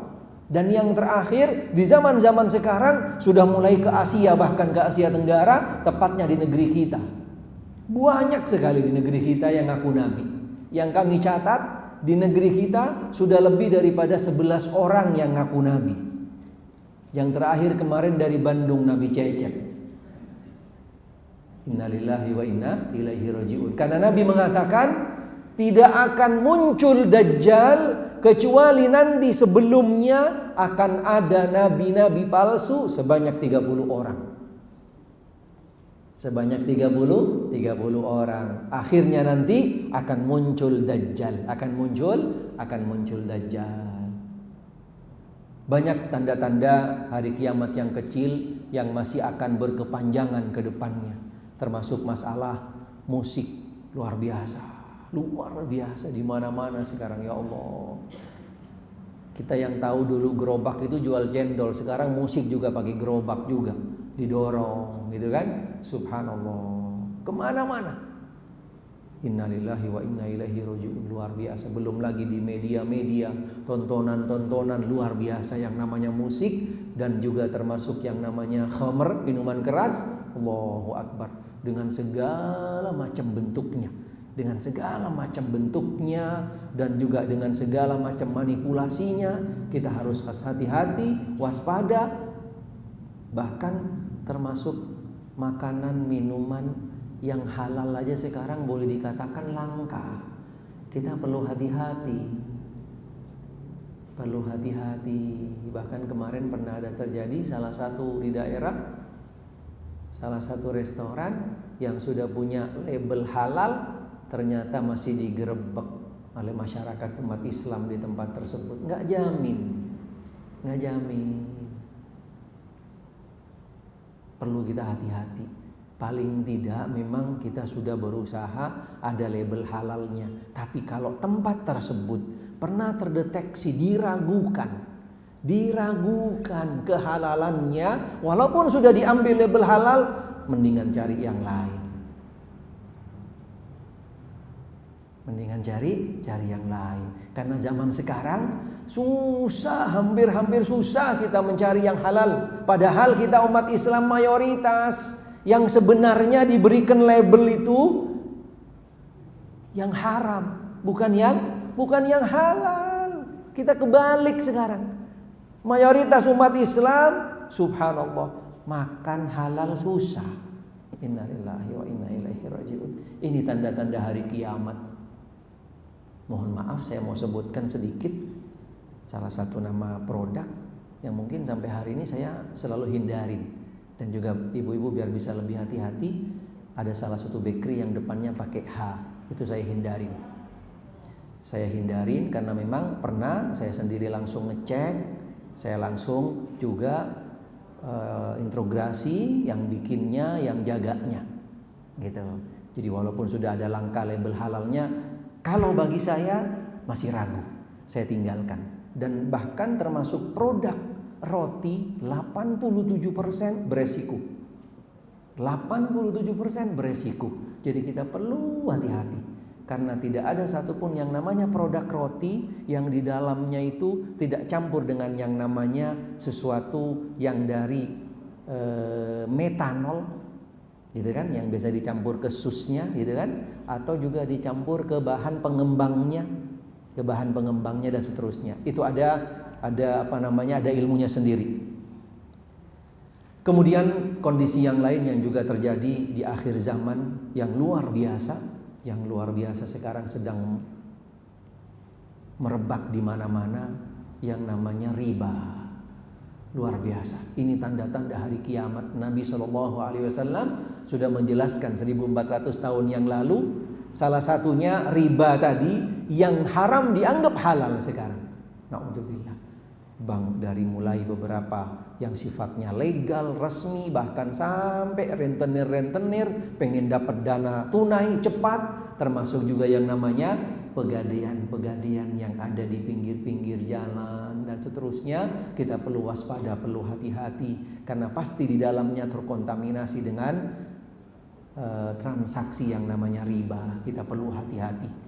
Karena yang namanya riba itu dampaknya bukan kepada personal individu saja, bisa jadi kepada keluarga, bahkan masyarakat, bahkan negara. Karena yang namanya kemungkaran ketika didiamkan dan kita juga dukung, kita cuek, nggak peduli, nggak ngingetin orang, siap-siap kita akan kena anginnya minimal. Naudzubillah min dzalik. Di mana-mana rentenir. Itu salah satu daripada tanda hari kiamat yang kedepannya akan semakin dahsyat dan semakin banyak. Perzinaan di mana-mana. Naudzubillah min dzalik. Ya Allah, luar biasa. Sudah istilahnya dijual online sekarang. Innalillahi wa inna ilaihi raji'un. Itu bukan hal yang istilahnya tidak dikabarkan oleh Rasul. Rasul sudah menceritakan nanti di akhir zaman yang namanya perzinaan itu udah nggak pakai online lagi, dia akan berdiri sepanjang jalan. Subhanallah. Tinggal milih sampai orang mau lewat Pak mohon maaf, Bu mau numpang lewat. Saking banyaknya tempat-tempat, naudzubillah min dzalik. Sudah nggak pakai aling-aling lagi, sudah istilahnya sudah terang-terangan, naudzubillah min dzalik. Itu akhir zaman, dan sekarang sudah mulai bermunculan sedikit-sedikit cikal bakalnya sudah ada. Karena Nabi SAW sudah menjelaskan di dalam hadis-hadis yang sahih. Tanda-tanda hari kiamat yang kedua, yaitu yang besar, yang insya Allah nanti dikumpulkan oleh para ulama sekitar ada 10 macam. Ini versi yang pertama. Versi yang pertama tadi menjelaskan yaitu pembagian hari kiamat, tanda hari kiamat yang kecil, tanda hari kiamat yang besar. Yang kecil sangat banyak. Nanti sebagian-sebagiannya kami akan jelaskan. Yang kedua yaitu tanda hari kiamat yang besar ada 10 macam. Ada 10 macam. Nanti dari 10-nya mudah-mudahan kita bisa selesaikan insya Allah. Versi yang kedua ada cukup banyak daripada ulama juga yang memberikan pembagian terhadap tanda-tanda hari kiamat ini dilihat dari asal usul keluarnya. Dari asal usul keluarnya. Di antaranya mereka menjelaskan ada tanda-tanda hari kiamat yang sifatnya dari langit. Yang kedua, ada tanda-tanda hari kiamat yang sifatnya dari bumi. Mereka bagi dalam dua kategori ini. Contohnya misalnya, tanda hari kiamat yang keluar dari langit, mereka bagi dalam 2 kategori lagi. Dalam dua kategori lagi. Yang keluar dari langit dan akan juga berakhir di langit. Dengan tidak melihat besar kecilnya tanda hari kiamat. Ini pembagian yang kedua. Tidak melihat daripada besar kecilnya tanda hari kiamat. Contohnya seperti yang tadi terbelahnya bulan, berawal di langit dan juga berakhir di langit. Atau yang kedua, tanda hari kiamat yang besar, terbitnya matahari daripada tempat terbenamnya, terjadinya di langit, berakhir di langit. Yang kedua yaitu berawal dari langit dan berakhir di bumi. Contohnya siapa? Turunnya Nabi Isa alaihissalam. Ini tanda hari kiamat yang berawal dari langit dan berakhir di bumi. Dan juga banyak lagi tanda-tanda yang lainnya yang dikategorikan tanda-tanda hari kiamat yang ada di langit. Kemudian tanda-tanda hari kiamat yang di bumi. Ini sangat banyak sekali. Di antaranya tadi sebagian sudah kami sebutkan dari tanda-tanda hari kiamat tadi, yang termasuk tanda-tanda hari kiamat yang kecil daripada versi yang pertama. Itu terjadi di bumi semua. Ada peperangan, ada banjir, ada longsor dan seterusnya. Semua terjadinya di bumi. Kemudian di bumi di sini ada tanda-tanda hari kiamat yang mengantarkan kepada hari kiamat yang besar. Terjadinya di bumi. Ini kurang lebih ada sekitar 8. Ada 8 tanda macamnya. Dan insya Allah 8 ini adalah termasuk dari poin yang kedua tadi dari versi yang pertama, yaitu tanda hari kiamat yang besar. Apa tanda hari kiamat yang besar itu yang dikumpulkan oleh para ulama? Ada 10 macam. Yang pertama adalah munculnya Al-Mahdi. Kemudian yang kedua, turunnya Isa alaihissalam. Yang ketiga, keluarnya Dajjal. Kemudian yang keempat, keluarnya Ya'juj wa Ma'juj. Kemudian juga keluarnya binatang.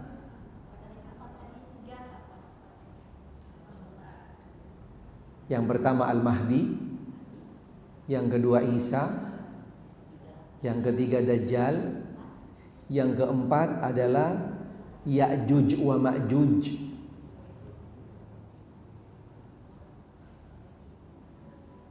Kelima, keluarnya binatang. melata yang sangat besar di atas muka bumi.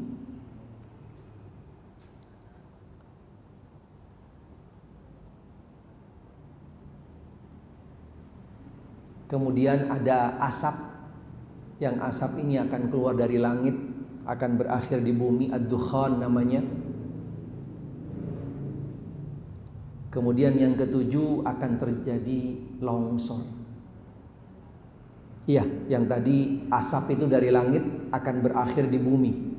Kalau asap ini. Kemudian keluarnya terbitnya matahari dari tempat terbenamnya. 8. Kemudian longsor ada 2. Bahkan mungkin ada yang mengatakan cuma 1 akan terjadi longsor besar di semua sisi, di utara, di barat, di timur, di selatan dan seterusnya akan terjadi longsor besar. Kemudian yang terakhir, yang ke-10, akan keluar api dari dalam bumi yang akan menggiring manusia yang ada pada waktu itu di atas muka bumi ke satu padang mahsyar, tapi bukan mahsyar setelah kematian. Ada 10.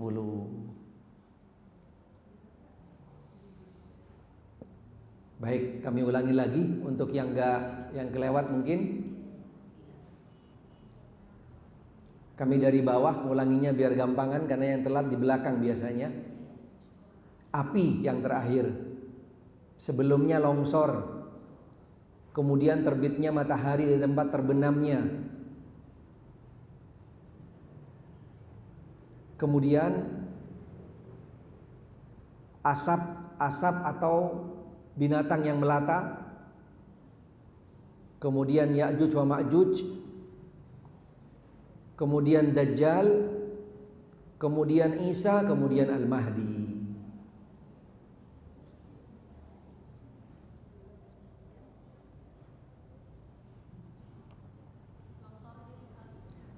Longsor itu ada yang mengatakan 1, ada yang mengatakan 2, gitu. Jadi di sana longsor. Jadi ada yang mengatakan 10 itu dengan longsor tadi, longsor di barat dan longsor di timur. Jadi 2 istilahnya.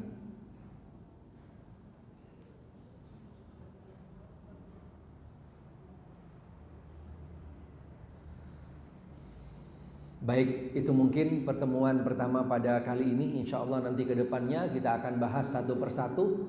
Mungkin kita akan nanti combine antara tanda-tanda hari kiamat yang kecil dengan tanda-tanda hari kiamat yang besar.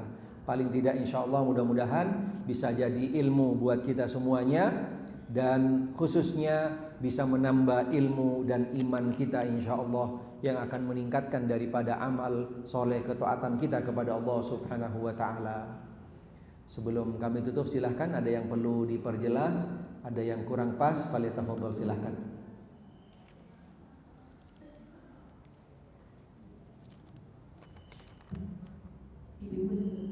Insya Allah beliau akan isi rujuk setiap awal bulan begitu, membahas tentang kiamat. Pertama ya. Assalamualaikum warahmatullahi wabarakatuh. Assalamualaikum warahmatullahi wabarakatuh. Pak Ustadz, tadi mengenai longsor, apakah es yang di kutub utara dan selatan itu akan mencair dan berlongsor? Baik, nah terima kasih, bagus sekali. Memang itu termasuk salah satu fenomena, gitu kan, yang beredar bahkan sampai difilmkan, gitu, tentang secara spesifikasi longsor itu akan terjadi terhadap kutub apa tidak, wallahu a'lam. Yang jelas akan terjadi longsor. Karena longsor sifatnya bukan cuman sekedar mencairnya gunung es. Longsor pun juga akan terjadi, yaitu benar-benar ambles, seperti ambles gitu, Bu. Jadi bukan hanya sekedar gunung es saja. Berarti yang tanah biasa saja, yang bukan gunung es juga akan terjadi longsor. Wallahu a'lam. Mungkin bisa jadi seperti itu, tapi secara spesifik wallahu a'lam. Silahkan Ibu, ada yang lain?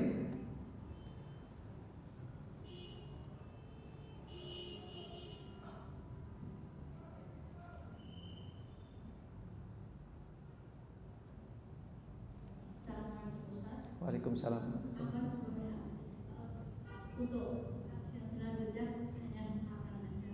Mohon bisa melengkapi hadis-hadis itu ada hadis nomor berapa? Oh gitu, baik. Iya, baik. Bisa ketik ulang. Iya. Baik ya, Bu. Baik, terima kasih masukannya. Wallahu a'lam. Tapi intinya sebenarnya untuk penomoran hadis itu karena sifatnya adalah baru, paling tidak tadi kami sudah sampaikan tentang referensinya hadis riwayat Ahmad, riwayat Muslim, Bukhari, dan awalnya kami sudah menegaskan hadisnya sahih. Paling tidak sudah bisa cukup memberikan ketenangan kepada kita bahwasanya hadis yang kita pakai, hadis yang kita jadikan sandaran adalah hadis-hadis sahih semuanya insya Allah. Mudah-mudahan nanti ketika ibu bisa dapat bukunya, mudah-mudahan dengan di buku tadi bisa lebih akan konkret lagi diantarkan kepada referensi hadis-hadis yang mengumpulkan melalui nomor-nomornya. Wallahu a'lam. Silakan, ada yang lain? Silakan Ibu. Jadi ada tanda 10 macam tanda-tanda akan kiamat. Itu yang nomor 4 itu apa yang akan muncul? Itu saya tidak ngerti. Saya mendengar bahwa kalau nanti kita kiamat itu sangkakala itu hidupnya kotor. Iya. Itu ada lagi yang mengatakan tanda-tanda dan tidak saya lihat bahwa laki-laki itu akan seperti perempuan dan sebaliknya. Gimana Bu, laki-laki? Laki-laki perilakunya akan seperti perempuan. Oh begitu ya.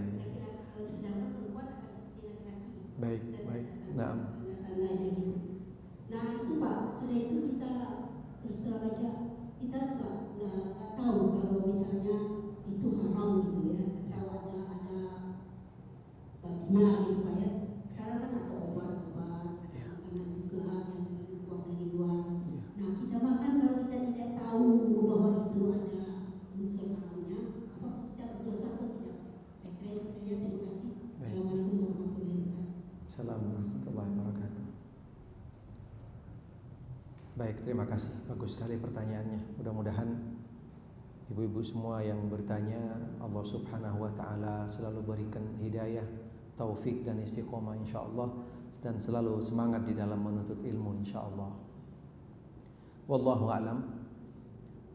Tentang makanan, minuman, obat-obatan yang selama ini misalnya setelah belakangan kita baru tahu bahwasanya di dalamnya tercampur dengan unsur-unsur yang haram.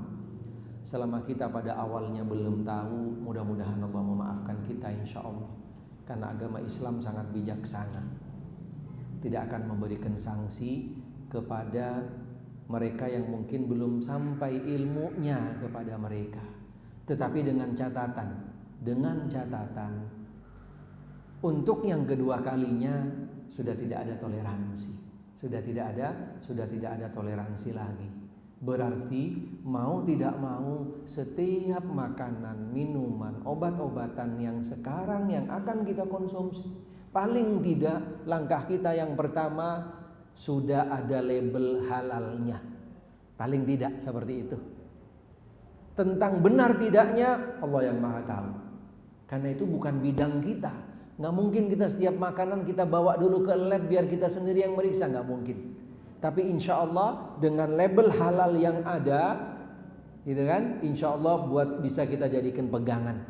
Selama seperti yang kami sampaikan tadi, mungkin sebagian dari kita ada yang tahu sendiri kalau tempat-tempat tersebut atau makanan-makanan tersebut pernah bermasalah di dalam masalah halal dan haramnya. Kita nggak mantep kayaknya nih, silahkan tinggalkan, tidak apa-apa. Dengan catatan, gitu kan, tidak sampai mengecohkan yang lain. Gitu. Kalau kita ragu, tinggalkan. Tapi kalau kita mantep, silahkan, tidak apa-apa. Silahkan tidak apa-apa. Itu paling tidak. Gitu. Sebenarnya itu termasuk salah satu yang memang dilema bagi kita umat Islam sampai hari ini. Dilema sekali karena masih banyak. Contohnya seperti yang dulu pernah beredar lama, abon daging. wah, udah berapa tahun, gitu kan? Udah berapa tahun tuh, udah berapa banyak orang gemuk dari abon itu. Belakangan ketahuan nggak taunya celeng. Subhanallah, orang udah pada suka, demen nama itu abon, dimakan di mana-mana. Bahkan ada yang tambah berat badannya makan abon. Mau dikeluarin tuh abon, nggak bisa kan? Subhanallah, sedih kita, sedih benar kalau bicara tentang masalah makanan halal haram. Ya Allah, sedih kita terus terang ibu. Makanya harus hati-hati cari tempe tahu. Kadang-kadang tempe tahu aja juga masih ragu. Bayangkan, tempe tahu saja masih banyak yang meragukan. Subhanallah. Intinya paling tidak kita bisa hati-hati. Usaha upaya yang sudah kita lakukan sudah memberikan ketenangan kepada kita, kemudian kita tawakal kepada Allah Subhanahu wa taala. Ada usaha dulu baru tawakal. Ada usaha baru kita bertawakal kepada Allah Subhanahu wa taala. Yang kedua, tanda-tanda hari kiamat yang tadi, Ya'juj wa Ma'juj misalnya ibu tadi tanyakan, insya Allah nanti pada waktunya kami akan jelaskan secara spesifik nanti. Yang kedua, salah satu daripada tanda-tanda hari kiamat yang kecil, dan ini sudah mulai banyak bermunculan, bahkan sudah lama, yang namanya laki-laki jadi perempuan, perempuan jadi laki-laki, tingkah lakunya, pakaiannya dan seterusnya. Ini juga termasuk tanda-tanda hari kiamat yang kecil ibu. Tanda-tanda hari kiamat yang kecil, bukan yang besar. Karena yang namanya banci sejak zaman Nabi sudah ada. Sejak zamannya Nabi sudah ada. Itu ada salah seorang yang pernah dekat dengan Aisyah radhiyallahu anha, nggak taunya lama-lama ketahuan nih bancinya bohong. Udah bisa bedain yang namanya perempuan. Wah, langsung setelah itu diperintahkan oleh Rasul pakai hijab sempurna. Ketangkep nih orang gitu kan, karena dia sudah menunjukkan kelaki-lakiannya. Kalau yang itu cantik karena begini, wah beda nih.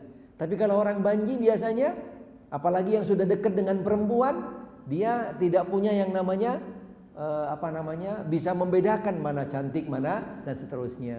Sejak itu langsung diberikan peraturan sama seperti dengan bukan mahram atau dengan laki-laki, harus menutup aurat sempurna. Itu mungkin pertanyaan dari ibu tadi. Wallahu a'lam. Mudah-mudahan cukup insyaallah. Tidak ada yang lain. Masih ada lagi, satu lagi silakan ibu.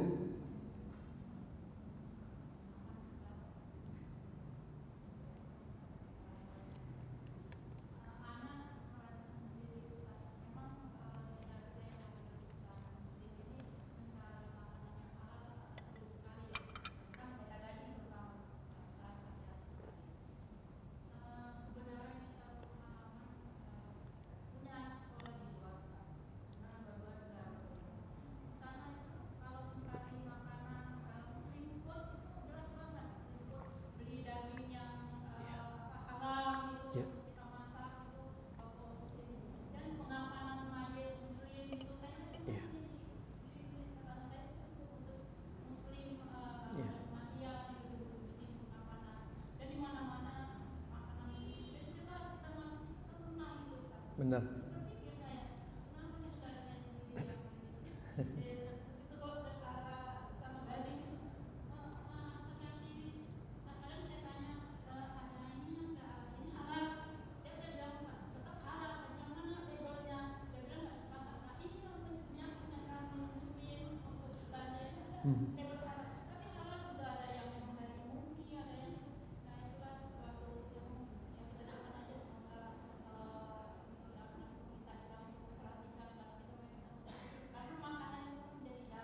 Iya, benar sekali. Wa yakinam, na'am. Benar, itu dilema yang enggak habis-habis yang dirasakan kita umat Islam sampai hari ini. Karena tidak ada keseriusan yang maksimal, yang benar-benar untuk menjaga makanan dan minuman, apalagi termasuk obat-obatan. Ya Allah, sedih sekali. Mudah-mudahan nanti pada waktunya Allah Ta'ala berikan jalan yang terbaik buat kita insyaallah. Baik, kami bacakan ada beberapa pertanyaan yang sampai ke kami. Salah satunya termasuk di sini pertanyaan tentang berubahnya negara padang pasir menjadi negara subur. Itu termasuk salah satu daripada tanda-tanda hari kiamat. Kemudian Untuk restoran yang memang kita tahu tentang pemiliknya, yang memang non muslim, musyrik apalagi, kalau kita mau hati-hati dan kita mau tinggalkan lebih baik.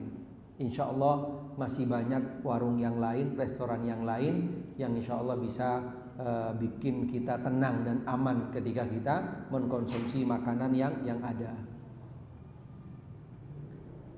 Jika sudah terlanjur makan mie, apa yang terdapat pakai minyak, apakah harus kita muntahin? Kalau kita tahu ada beberapa makanan yang masih bisa kita segera keluarkan setelah deteksi misalnya ada mengandung unsur-unsur yang haram, ya semampu kita. Walaupun kayaknya sih sudah susah, sebabnya sudah nyatu gitu kan. Paling tidak diusahakan, boleh-boleh saja. Boleh-boleh saja dimuntahkan, tidak apa-apa kalau tahu.